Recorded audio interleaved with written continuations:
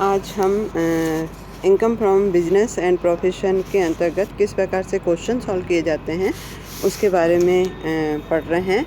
Actually क्या होता है कि आप लोगों ने 12th में P&L account and income and expenditure या कैश बुक देखी होगी, तो बिल्कुल P&L अकाउंट की तरह ही हमें इनकम फ्रॉम बिजनेस की इनकम निकालनी होती है।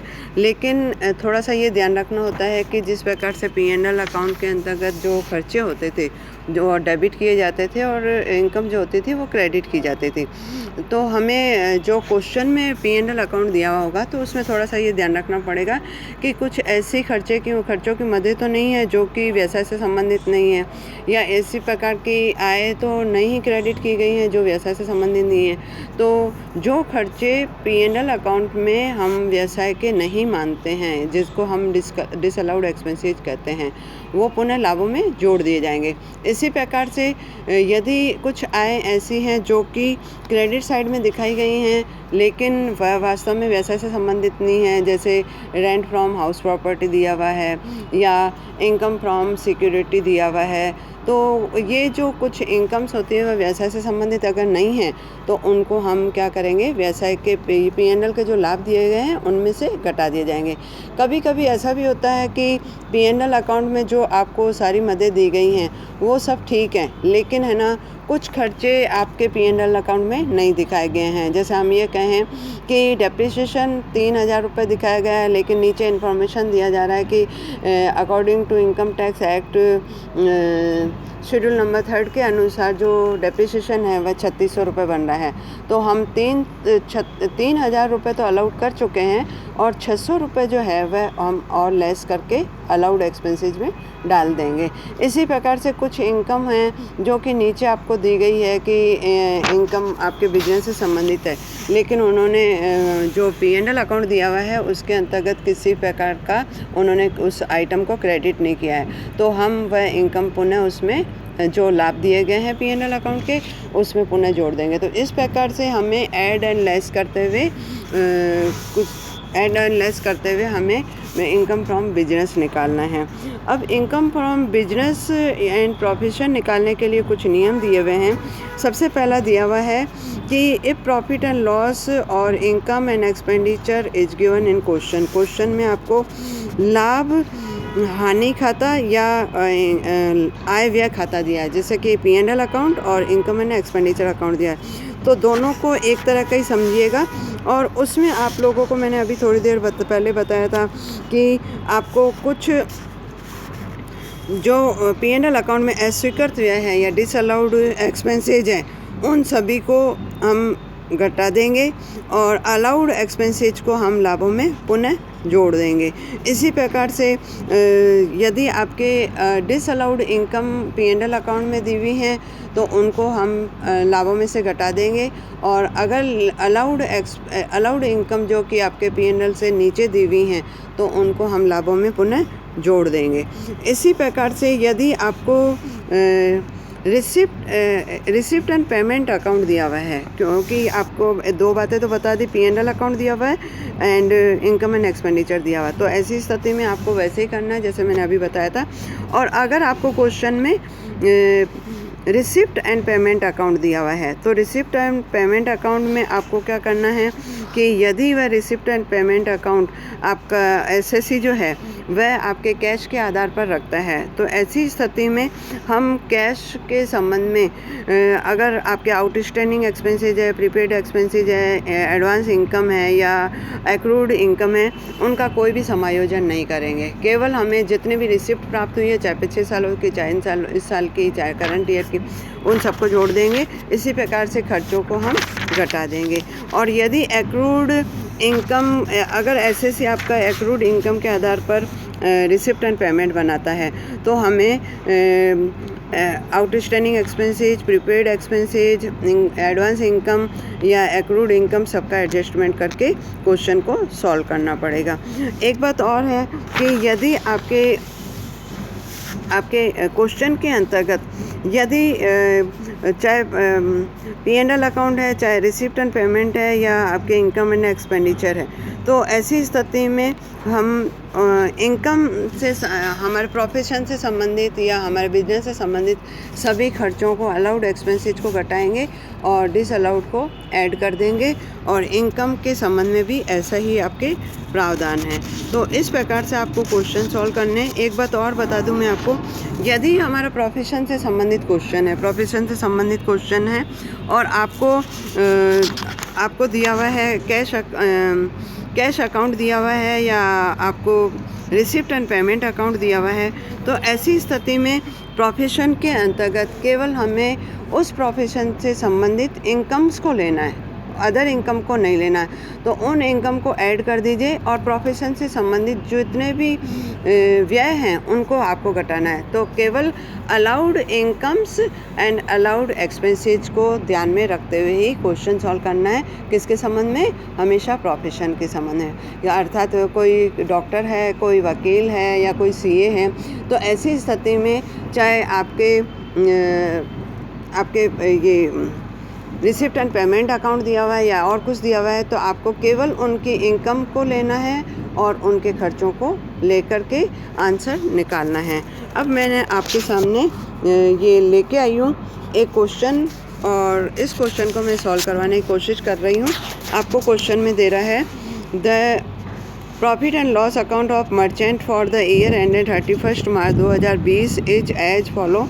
Compute taxable income from the business for SSC 2020 and 21। 2020 और 21 के लिए आपको टैक्सेबल इनकम निकालनी है। अब आप ये क्वेश्चन देखेंगी तो इसमें आपको जो दिया हुआ है नेट प्रॉफिट दे रहा है 20,340। सबसे पहले इससे ले लीजिए, हम क्वेश्चन सॉल्व करने जा रहे हैं और हेडिंग में आप डाल देना computation of business income for the assessment year 2020 and 21।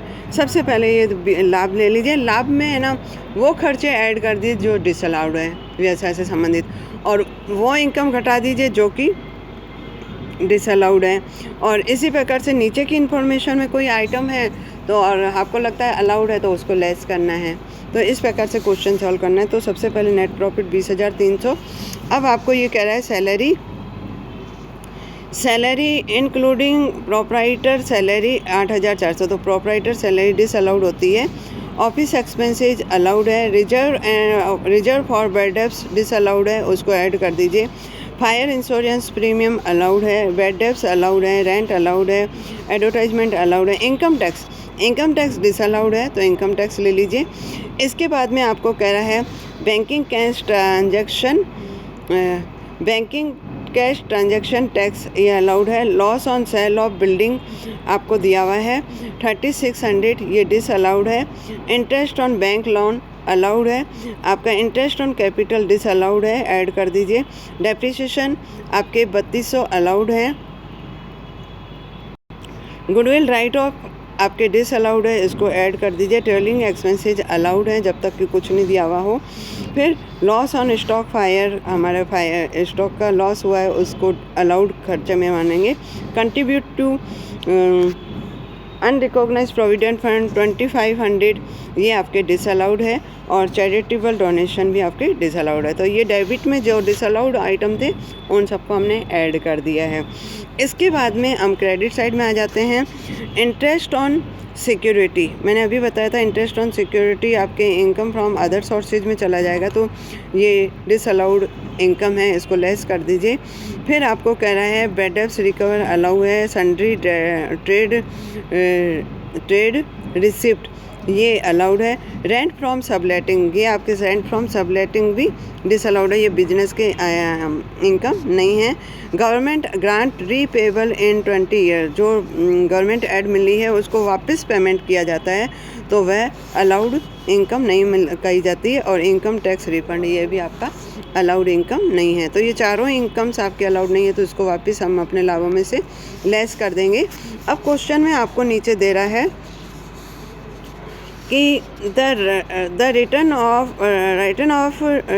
Down value of building 1/4/2019 20,000। Half of the building was sold 6,400 and loss 3,600 was transferred to P&L account. Depreciation remaining building 10,000 at the 10% amount amount 1000 is charged P&L account and it is included in depreciation 3200 रुपये as shown the P&L account. अब आपको ये कहा गया है कि जो building थी वह 20,000 की थी, जिसका रिटर्न डाउन वैल्यू 20,000 रुपये था, और ऐसी स्थिति में उसका आधा सेल कर दिया गया और उसके सेल करने से 6400 रुपये मिले हैं। तो हमारे पास बाकी बचे हैं 13,600 का रिटर्न डाउन वैल्यू। 13,600 का रिटर्न डाउन वैल्यू पे 10% डेप्रिसिएशन बनता है 13,600। 13,600 में से 1,000 रुपये का अपने अकाउंट डेप्रिसिएशन P&L अकाउंट में लिख दिया है, तो 360 रुपये का हम क्या कर देंगे, अलाउड डेप्रिसिएशन मान के घटा देंगे।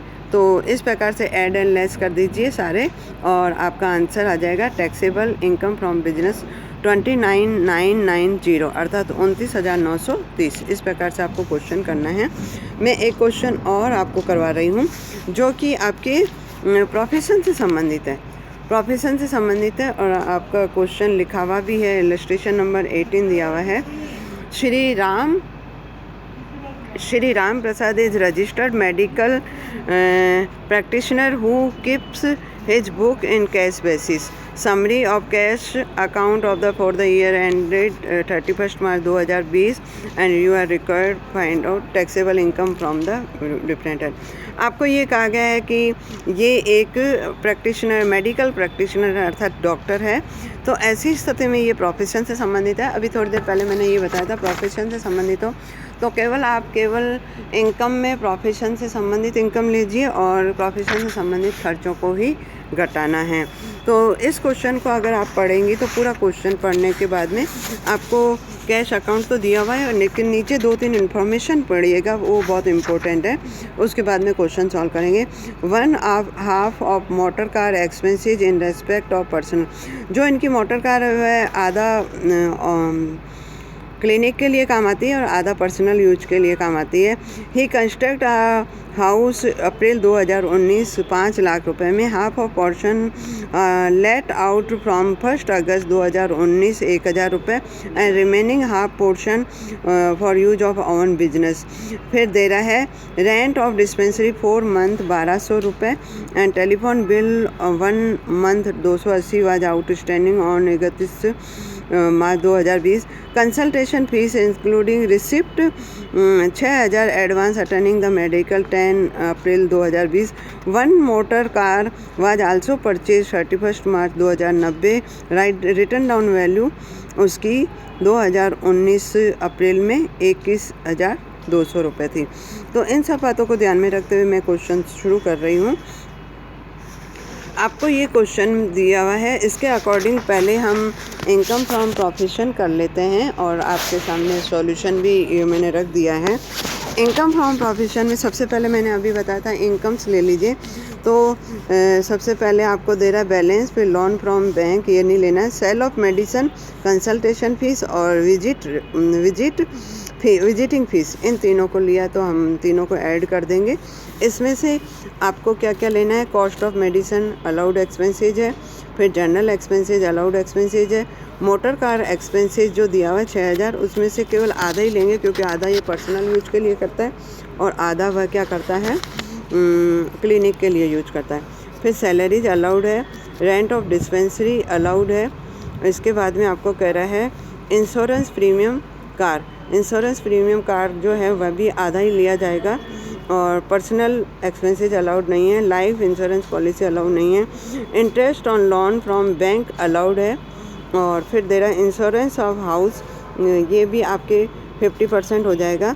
लोकल टैक्स ऑफ हाउस, ये भी आपके 50% हो जाएगा। ट्रेवलिंग एक्सपेंसेस डिसअलाउड हो जाएगा क्योंकि ये पर्सनल है। चैरिटी भी डिसअलाउड हो जाएगा। अब अपने पास कुछ को नीचे इन्फॉर्मेशन के आधार पे करें तो ये मकान जो बना है उस मकान के संबंध में आपको ये दिया हुआ है। लोकल टैक्सेज 800 रुपये थे, उसका आधा कर दिया। डेप्रिसिएशन जो लगना है वह एक्चुअल में 5 लाख रुपए पर 5 लाख पहला सेकंड पॉइंट ही दिया हुआ है। 5 लाख रुपए का आपको 10% के हिसाब से डेप्रिसिएशन लगाना है। तो 50,000 होता है, लेकिन आधा इस बिजनेस के लिए काम में लिया जा रहा है तो उसका आधा कर दिया जाएगा, तो 25,000 अलाउड डेप्रिसिएशन माना जाएगा। और इसी प्रकार से जो कार की रिटर्न डाउन वैल्यू है वह 21,200 है। इसमें नहीं दिया हुआ है, लेकिन डेप्रिसिएशन वाले चैप्टर में दिया हुआ है कि इनकम टैक्स एक्ट के अकॉर्डिंग एक कार पर 15% डेप्रिसिएशन लगता है। तो 15% डेप्रिसिएशन के आधार पर आपके जो बनता है वह, और उसका भी आधा, वह आपके 1,590 रुपये बनते हैं। इसी प्रकार से बुक्स पे डेप्रिसिएशन इस क्वेश्चन में नहीं दिया हुआ, लेकिन हम डेप्रिसिएशन चैप्टर पढ़ चुके हैं, उसमें दिया हुआ है कि बुक्स अगर ली हुई हैं तो उसका डेप्रिसिएशन 40% होता है। और बुक्स के संबंध में दिया हुआ नहीं है, लेकिन हमें हमेशा ध्यान रखना पड़ेगा कि यदि कोई प्रोफेशन से संबंधित व्यक्ति है और उसने किसी प्रकार की बुक्स खरीदी है तो पूरी बुक्स पर अलाउड एक्सपेंसेस ना मान के उस पर डेप्रिसिएशन 40% दिया जाएगा। तो 40% डेप्रिसिएशन 2400 रुपये।